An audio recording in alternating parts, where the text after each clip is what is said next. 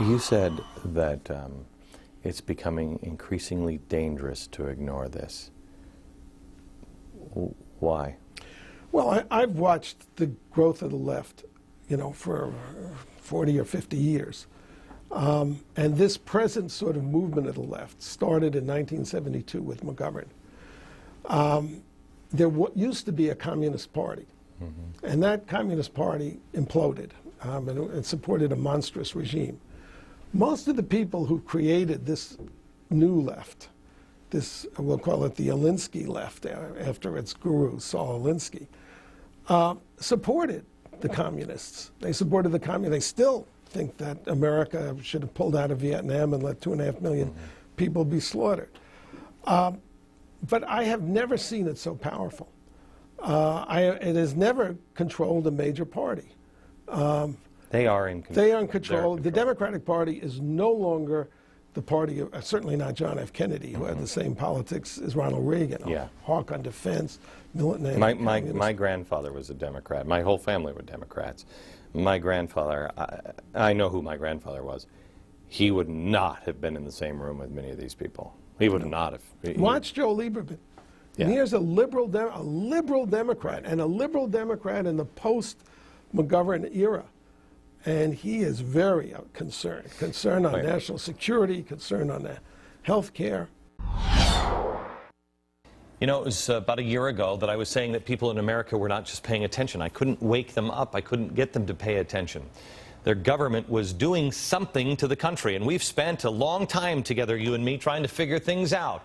Well, the other day, I was lying in my bed with my wife, and she turned to me and she said, "Are you okay?" I said, "Yeah." Finally, people are starting to wake up. Millions all around the country are starting to wake up. But there is a sense of frustration that we are losing our country and people just don't know what to do. How do you dismantle what the government is putting into place? Here again, David Horowitz. First, let me say that I have been waiting for just conservatives to wake up for 20 years. I always refer to these people as liberals. There's nothing liberal about these people except their attitudes towards drugs, hard drugs, and sex. That's what they're liberal about. Everything else, they want to control your life. They're intolerant, they're bigoted, and they will try to destroy you, as you're finding out, if you disagree with them. Now, I think that there is, I have a strategic idea, but also just an encouragement. The country's mentality is not radical. It is not radical. It may not be conservative, the way conservatives like to think, socially conservative and so forth, but it's not radical. And they understand that. They're very good. That's why they always talk about the private sector, like they care about the private sector. They care to just get its money. As Lenin said, the capitalists will sell you the rope to hang them. In my view, we should take a page out of Alinsky's book, Rules for Radicals. And he says, what you do is you go outside the experience of your opponent, and you disorient them, and you make them react in a way that reveals who they are. The big secret of the left is that it claims to, and this, of course, the Democratic Party, to be the champion of poor people, minorities, women, children, when in fact it is the oppressor of minorities, women, and children. I noticed this with Acorn.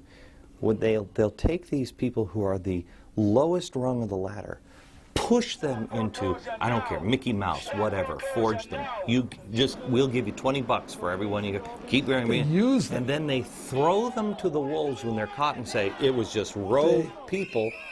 Then they use those people as they're being tried and say, look, the man is keeping them down. They were the ones who put them in that situation. Look what they did to the Vietnamese. They claimed to be the champions of the Vietnamese people against the American oppressor. When the Vietnamese and the Cambodians were being slaughtered by the communists, they didn't utter a single word. So they didn't care about them. Where do we start?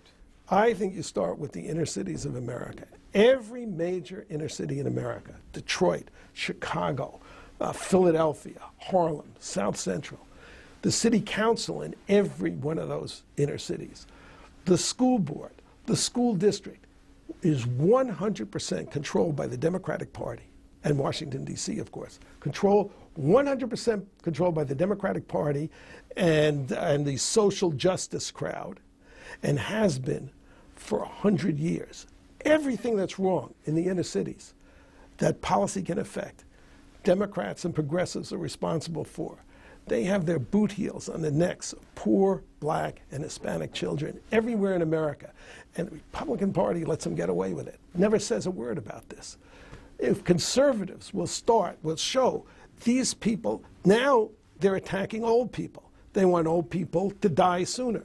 They don't want to give them the care that will keep them alive. That's what Sarah Palin did. That's what she did. That's why they hate her. She's very effective. And she, that is great. And it shows you, they react, they squeal, they yell, and suddenly the issue is in front of everybody. That's what you want to do. And the Tea Parties are great. They take an American revolutionary symbol. I mean, remember the 60s kind of started with Jerry Rubin appearing in a revolutionary, American revolutionary outfit. Yeah, we're revolutionaries. If you get on the side of the underdog, and that's why they hate you and they hate O'Reilly. Because, no, I'm serious. The romance of the underdog is the American romance. And it's because we were a little set of colonies, we went up against a big empire. So everybody thinks of themselves as an underdog. I mean, Martha Stewart, Bill Gates, everybody's being picked on. The Democrats are brilliant at pretending to be on your side. They never put a, look at the health care. How do they sell it? 47 million people who can't get health care. We know that's a big lie.